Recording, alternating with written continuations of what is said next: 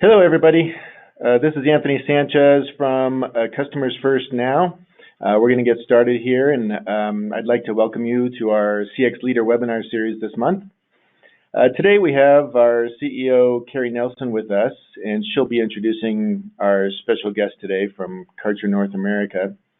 But right before we get started, I just want to make sure that you know that we would really appreciate any questions that you might have for our presenters.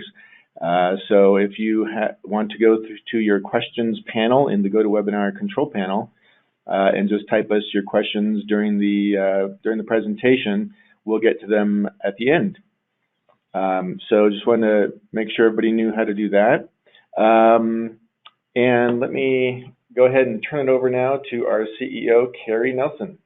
Thanks, Anthony, and hi, everyone. So great to have you here. We have a really exciting topic today, which I know so many of us have, is when we're working on a CX program or a member program. It's, you know, at the end of the day, how are we engaging our team members and our employees? So I've asked Amber to join us, and she is the director for the CX program at Karcher North America. She's also here in Denver with me, and someone I've really gotten to know and really appreciate, and that's why I've asked her to join us, because she really has such a great way in which she's been really engaging the team members at Karcher North America. And I actually got to sit in on one of her workshops that she was having here in Denver. So I wanted her to take you through that and to share her learnings and best practices.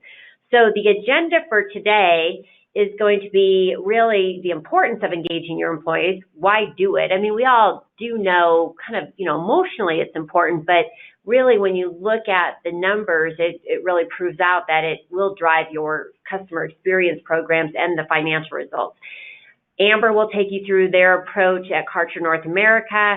We'll summarize some of the best practices and learnings we heard today. And then, as Anthony said, please ask us questions. Just submit them, and we will get to questions. We'll probably, we usually take maybe 20, 30 minutes and for the presentation itself, which we really, try to make it more discussion-oriented, and then we'll open it up to questions for the last half. So with that, I just want to cover a couple charts, and there's so many of these. I picked a couple I'm going to go over with you, but, again, employee engagement, really key to driving, any program, from a long-term sustainability perspective. And in this one, you can see, kind of some of the key metrics. You have better productivity, lower absenteeism, lower turnover, fewer safety incidents, if safety is an important thing of what you deliver, less quality defects. So in this study, we see, real improvements in how the operations are performing. And then if we look at another one I like here is, that is really about when you look at kind of two key questions, and in the chart you see, I'm willing to work especially hard for my organization's customers. And so that's what you really see from the strongly disagree to strongly agree. Now, what's key here is when employees say, I'm willing to work especially hard, they really, they do it when they're happy in their current job. So along the bottom, you can see the other axis we're looking at is when I'm happy in my current job, I'm more willing to work especially hard. So, which makes sense, because when we're not happy, it's not that much fun to do anything. So again, I know this all seems to make a lot of sense, but it's just kind of, as we really think about the hard numbers and the facts of why to focus. And I know that when you're embarking on a customer experience program, it's like, you start with getting that customer, and Amber's going to talk about this, you want to start with that customer perspective, but then you want to quickly bring it internally so that you can engage and include your key team members. So with that, I'm going to turn it over to Amber. So Amber, I'm so glad to have you here today, and really just tell us a little bit about Karcher, and then we'll go from there. Thanks for having having me, Carrie, and for giving me a chance to kind of share some of the Karcher story along our customer journey. So just a little bit about Karcher. So Karcher is the leading manufacturer of commercial industrial cleaning equipment globally, and our North American headquarters is here in Denver, like Carrie said. We are one of the largest subsidiaries of the Karcher Group. I believe we're the second largest in the world. We have over 1,100 employees across 8 locations in Canada, the U.S., and Mexico, which makes up the North American region. We provide indoor-outdoor cleaning solutions to both kind of retail markets, so things that you would go in and buy at a Costco or a Lowe's for your home, as well as things for commercial, professional, industrial-grade cleaning equipment, everything from street sweepers that you see to car wash systems, cleaning systems for manufacturing, big pressure washers, things like that. We have a very strong dealer network. So we are, in the U.S., we're probably 60 to 70% dealer distribution, and then the other is either retail or strong direct national accounts. And we are focused right now on trying to grow our direct national accounts. Some of our core customer segments, right? So we have kind of 12 customer categories we call target groups, and it's kind of how we align our business, right, in understanding our customer needs. So we've developed a target group strategy where we combine or group our customers into 12 different categories, and then really determine what their cleaning needs are based on those categories. Where we're really strong in the North American market is the hospitality, healthcare, building service contractors, which are the people that you'll see cleaning office buildings after hours and whatnot, right? Those are generally contractors for those office buildings.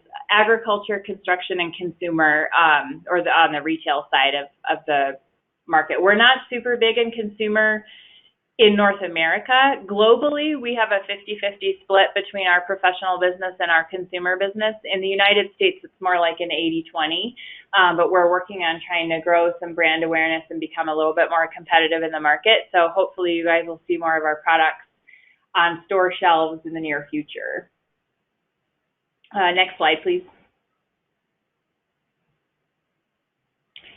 In terms of our CX program, so we had a kind of a leadership change in early 2017, and one of the things that leadership team looked at was, how are we doing in terms of being customer-centric? So we sent out surveys to our employee base as well as our customer base, and the results were really the same across the board. It boiled down to that we weren't very customer-centric at all, and quite difficult to do business with, and quite difficult to work in as an employee, right? So got very similar feedback from both sets of people.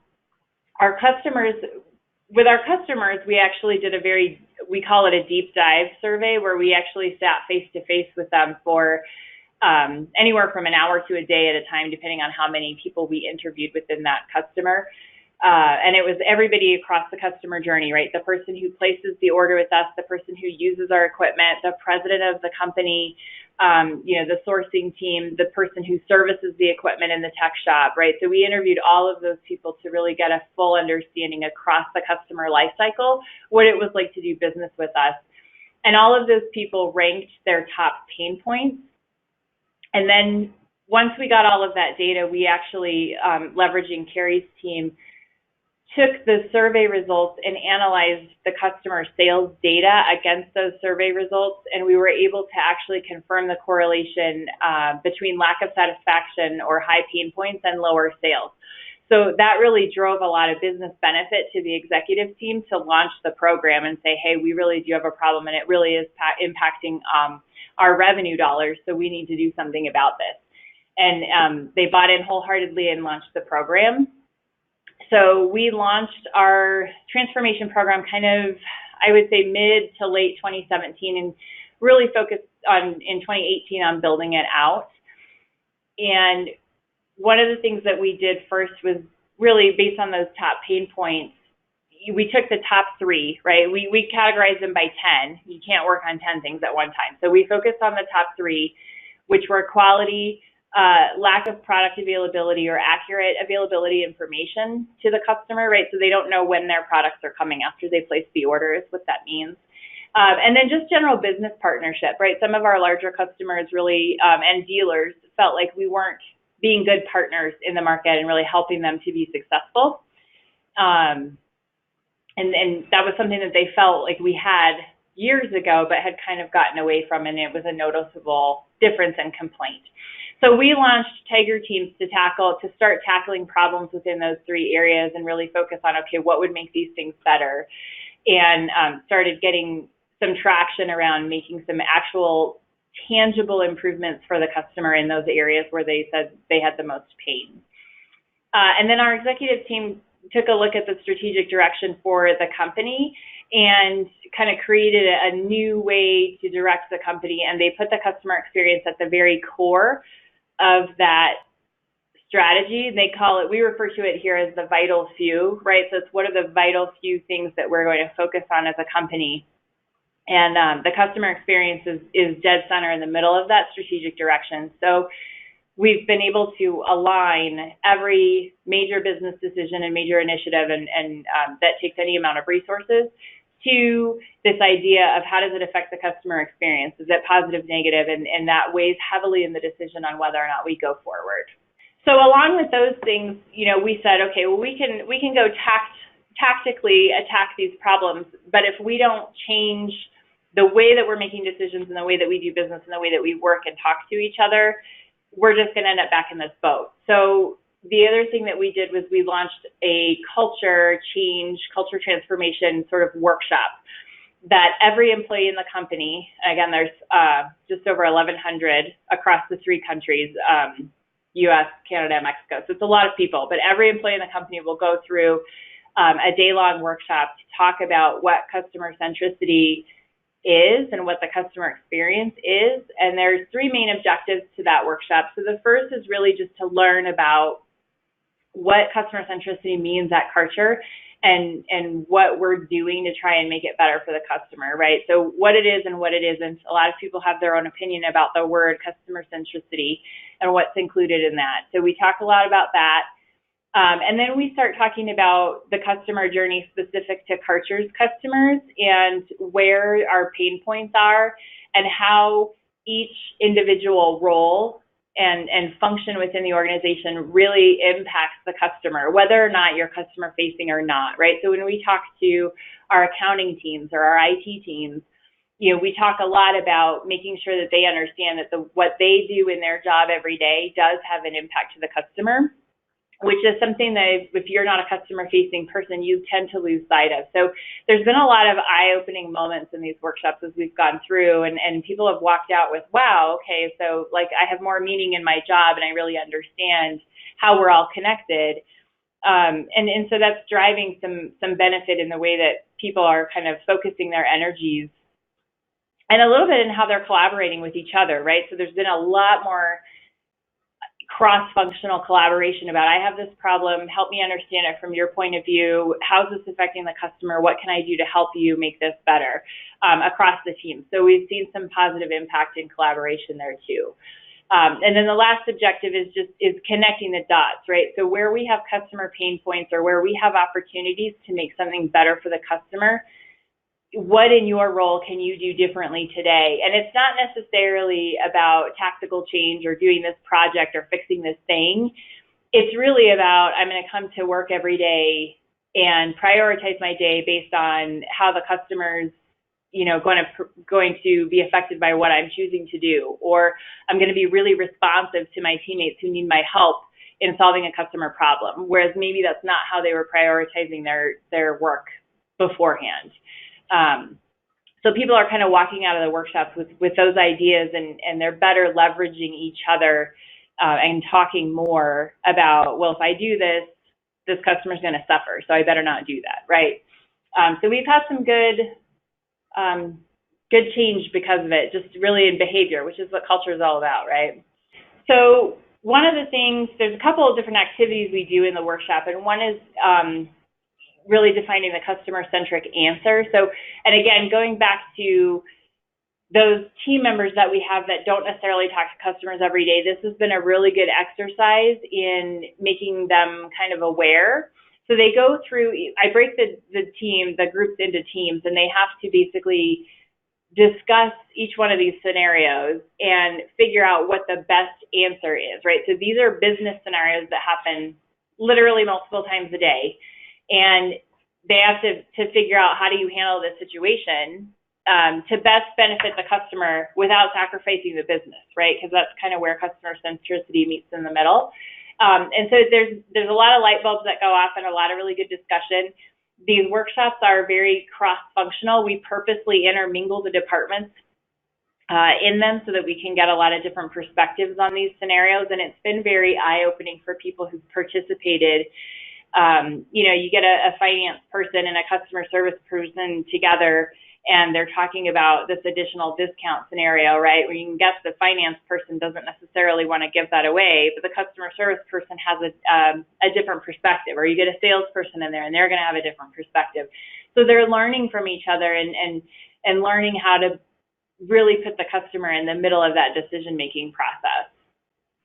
Amber, I was just going to ask, because one of the things you said, well, one, I saw this exercise. I loved it. I love that it was, you gave them a scenario. They're, regardless of their role, they're all trying to figure out how would they address it and really work together. I thought that was, I haven't seen anything quite like that. I loved it. And you mentioned that at Karcher, there are people that they don't face the customer. They're not interacting. What percent of, because what I see in B2B, and I want to ask you this question, I usually see anywhere from 60 to 80% of team members don't talk to customers in a B2B type environment. What is that like at Karcher? Yeah, it's probably right in that 60 to 80%. The majority of the staff here are really in a support function of some kind, right? Got it. Yeah. So I just, the reason I hone in on that is that this makes it even that much more important to connect people, because everyone has a role to serve the end customer, but how do you make those connections? So I think that's such an important point you made. Yeah, and we talk a lot about how we're all connected, and it takes all of us to make this giant ship go. So the salespeople are reliant on the finance people to determine the profit margin and the discount that we can have, and have reports generated so the salespeople can go and talk to the customers and the dealers about, here's how well you're doing, here's where you're not doing well, let me help you. And if we don't have all those people working on those same things, the salesperson can't then support the success of the customer. But they don't always understand that. So it has been enlightening. It's a really good exercise.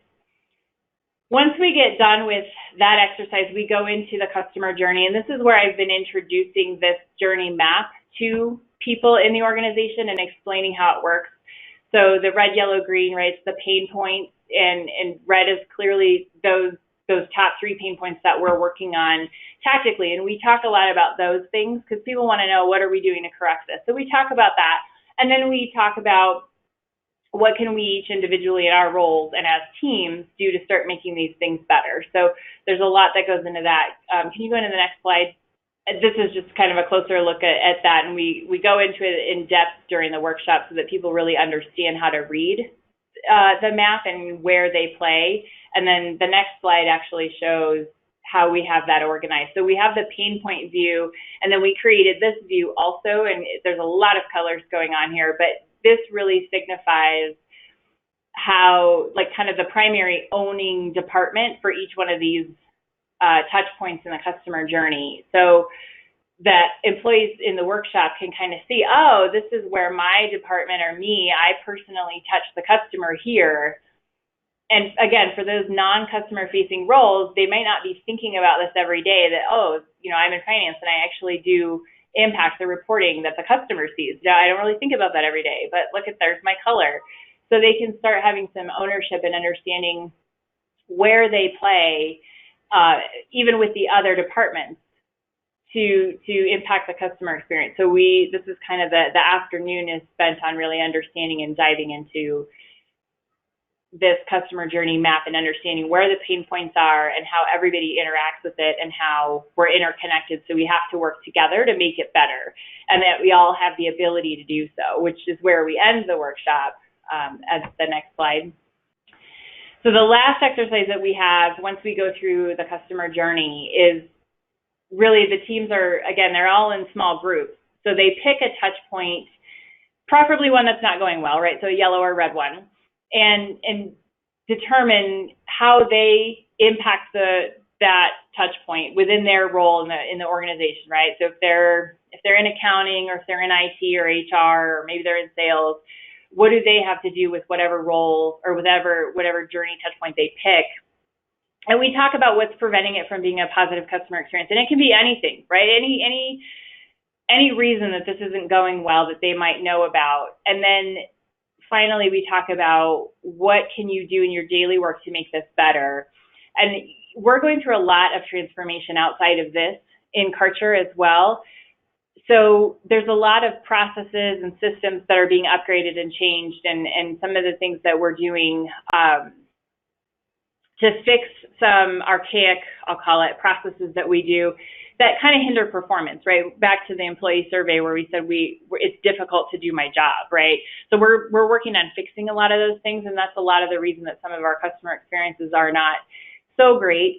And a lot of those things are not going to be fixed tomorrow. So we spend a lot of time talking about behavior, being responsive, being action-oriented, and appreciating where you're at, working better together. So again, this is a culture workshop, so this is where we really try to focus on people's behavior and mindset when they come into the office every day. Instead of saying, well, I can't do anything about this because the process is broken, or I don't have this tool, or I don't have this system, or this doesn't work. It's not going to get fixed tomorrow, but you always have a choice to make a difference and do something and decide what you can do. So we talk a lot about that mindset to wrap up the workshop. And that's kind of the workshop in a nutshell. And we've come up with, as a guidepost, this intent, right? Our statement of intent, and Carrie helped us put this together to get us started, right? So we share this with our with our employees, and this is more of an employee-driven thing, but we have shared this with customers as well. So this is our statement of intent for our customers, right? To look to Karcher first. I'll let you guys read it, right? But this is what we want to be known for, right? The Karcher name is known for quality service, being reliable, being experts in the field, and being a trusted partner to really, and what we really want to drive home is that our goal is to make the customer's job easier and to make them successful, right? So if that's where we put our focus, they will be successful, they will grow, and by de facto, we will grow with them, and that's being a true partner, which is really what is behind the Karcher name. So putting this out there as a guidepost for our employees, that's how we want to treat our customers, and if they make this come to life, then our customer experience and their pain points will turn around, and we'll be the company that we're striving to be. Yeah, and Amber, just a couple of things on what you said. Is one, even as you're doing the workshop and you're, it's kind of like, what can each of us do? And one of the things, I see a lot with many companies is like when you're not facing the customer, you're like, well, I'm doing my job. I do my reports, I do this, I do what I'm asked to do. But, one of the things, I saw you do, and it is really a best practice is, it's like, can we be more responsive to each other? Can we, say thank you to each other more, show more appreciation? So it's like getting to some of the basic, how we engage with each other that make it a great place to be, which then make it a great place for your customers.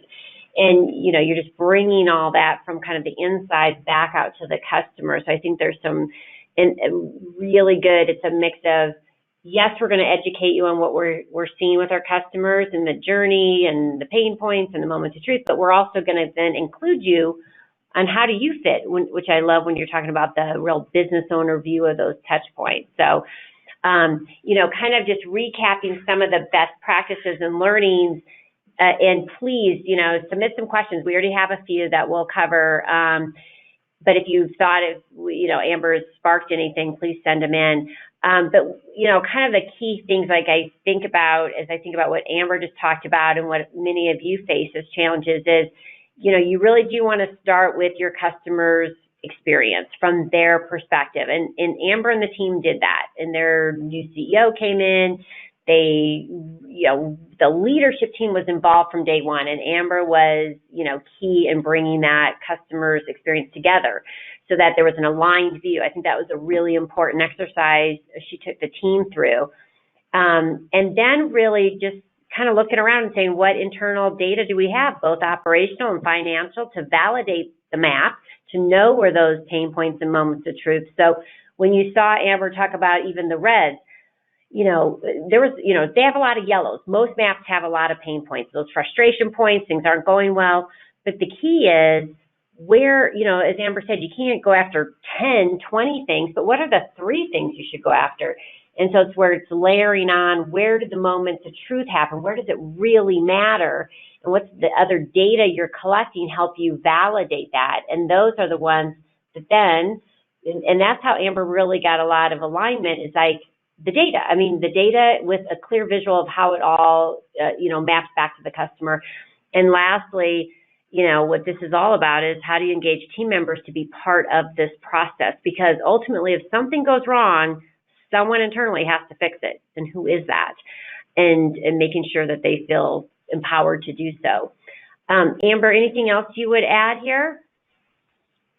No, I think that about covers it. And like I said, I'll just recap that I think going through the workshop, we've seen the employees who've gone through it really do come out of it with a more collaborative spirit and a kind of like light bulbs go off, where they start working together across different teams better and asking better questions of each other and saying, how can I help you? Help me understand how what I'm doing impacts you, right? So we're seeing a lot of this cross-functional stuff, which, going back to your point at the beginning, right, engaging your employees and how they work and collaborating to make the customer experience better. And if you elevate the employee experience, then naturally that customer experience elevates as well. And we've actually gone back and done another deep dive survey of those customers that we asked a year ago, and we are showing positive direction on all 10 of their pain points, some more than others, but all of them have shown improvement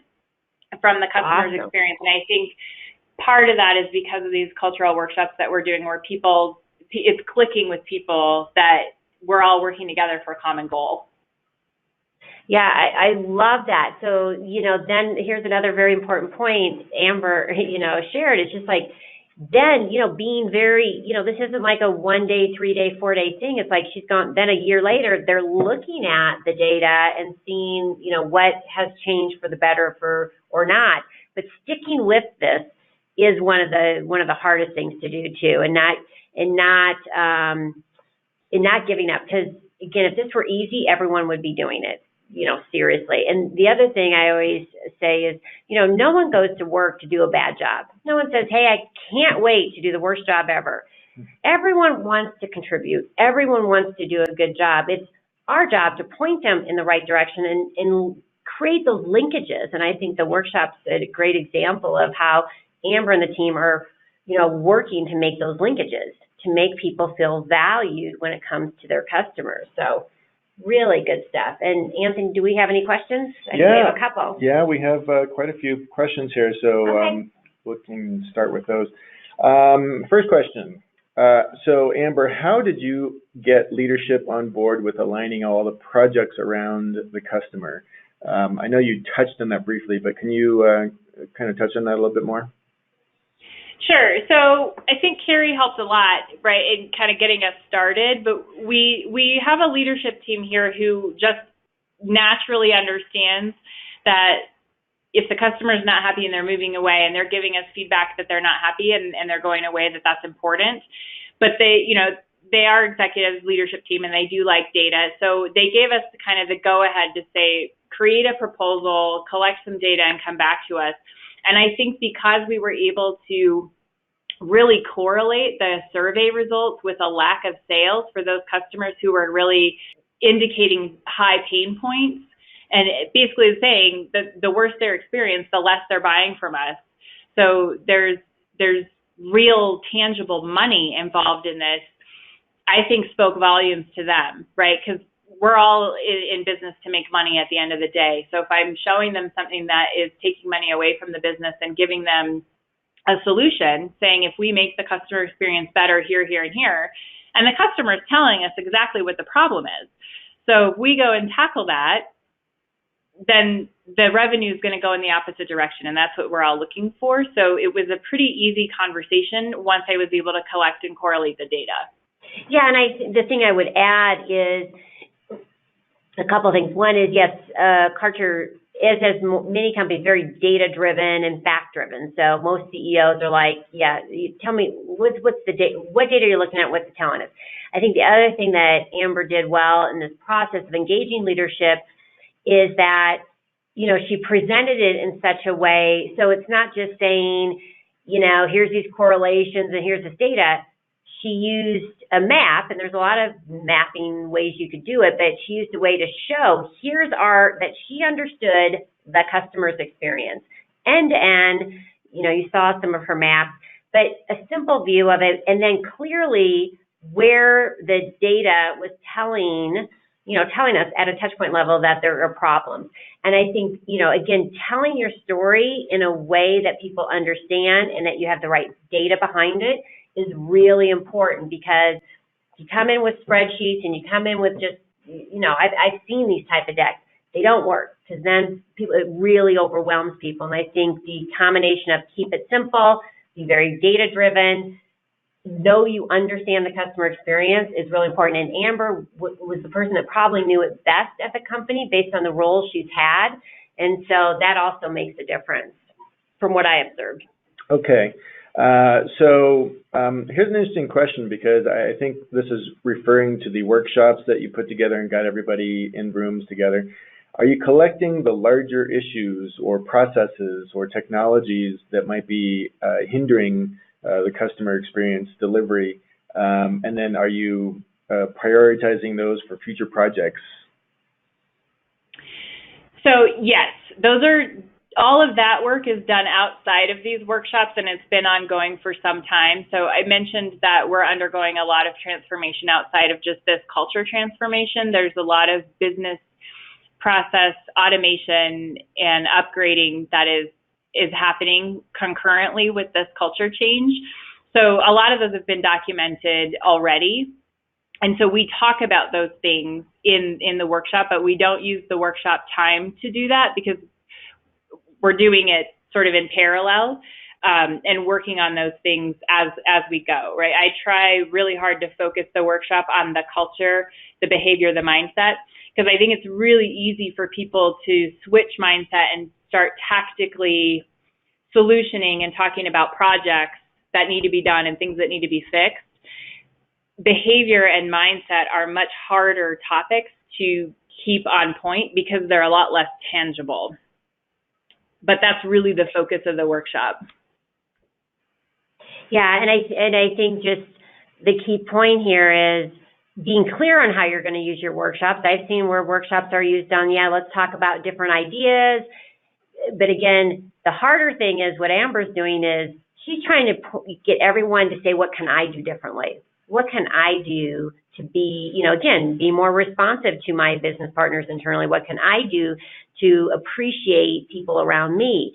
What can I do to drive more teamwork? And that is a different, kind of rhythm that she's created, but with the customer in mind. But it is getting back to what can I do? And I would agree with Amber. I wouldn't combine the two. Okay, I have a couple of questions here kind of revolving around the similar topic, so I'm going to try to ask this in a summarized way. So is revenue the main metric that you're measuring the impact of all the journey mapping in your company? So that's a great question, and something I didn't talk about here because we were focusing on kind of the workshops. But one of the other things I'm working on now for 2019 is a customer experience balanced scorecard approach to measuring the success of our business, right? So every business measures revenue and other performance metrics. I am working on designing a scorecard that measures metrics from the customer's perspective. So revenue certainly is one of the ones that we look at. I think every business looks at that. We're also looking at those metrics that tie to our top pain points, right? So quality metrics, we're looking at how many failures do we have in the market. We look at lead time, and we make sure we're shifting our measurements to measure our lead time from the customer's perspective, right? So formerly, we were measuring lead time just the time that it took for a product to leave our facility, but didn't really track the time it took to get to the customer. So we're changing that metric to go all the way to the customer's doorstep. So that's a big one that we're looking at. We also look at customer retention and new customer growth, which is a change for us as well. So not just revenue, but are we growing the customers that we have, and are we adding new customers? As well as, are we losing customers, right? We hope that we stop that. So those are some of the other metrics we look at. Mm-hmm. And just, one of the things, as Amber and I love this approach, and I've done this before, because you ultimately, if the business is doing well, you're going to say it's doing well because we're growing revenue.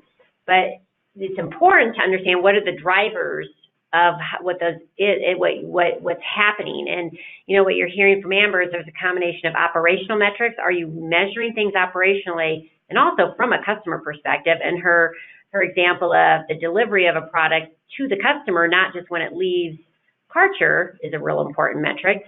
So you got operational metrics. You may have some, you may have survey metrics in there if you're measuring NPS or a CSAT, and then you have some key financial ones that are not just about overall revenue, but to her point, new, growth in existing customers. So, a balanced scorecard is a great way to do it, because then you can start to look at these different, like a dashboard, what's kind of happening, what's going up, down, what can we see is correlated and driving things. So, last question. Mm-hmm. This one's an interesting one. So I guess the question really is, what's CFN's role in working with a customer like Karcher, and how much does each organization do, and how do you support Karcher? Well, it's different for every company. I mean, and, just as background for those on the phone that don't know, I mean, I've built and run my own CX programs for 2 different companies over a 10-year period. And so having that background, I'm not a big believer in there's just one approach for everybody. With Amber and Karcher, I mean, Amber is very capable. This is she did have another full-time job running customer service, so I'll give her credit for doing a lot of things. But I would say the way Amber and I approached it is we really decided how we were going to be best supporting her. And, so we supported her in the on-site workshop, building a map in that framework. We supported, as she said, doing some of the analytics on the data. We supported her on, and the team. And Amber, we were doing this together. It was a lot of co-facilitating and working together. And then we also, as we looked at building some design principles that she had mentioned. So, that works when you have someone like, you're able to do something. Not everyone's able to, put the energy and the focus that Amber does to us doing all the work. That I would say what we did with Karcher and Amber was a really, very collaborative. I don't know if you have any other comments, Amber, but kind of how I saw it.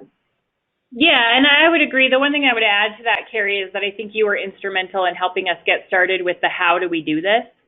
So we understood that we had a problem, and we were able to collect data to say, here is where the problem is. And yes, we've confirmed we have a problem.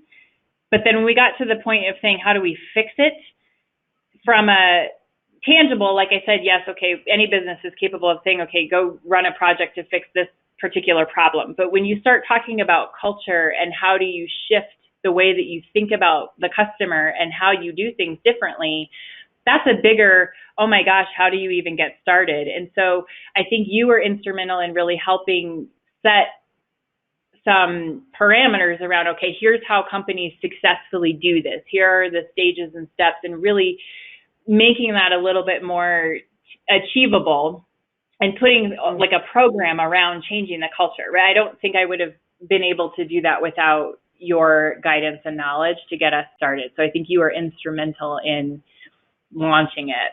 Okay. Yeah. Awesome. That's great. Great feedback, Amber. So just to answer the last questions, yes, we will be sending out a recording of the webinar within a day or two. So you can look for that in your email.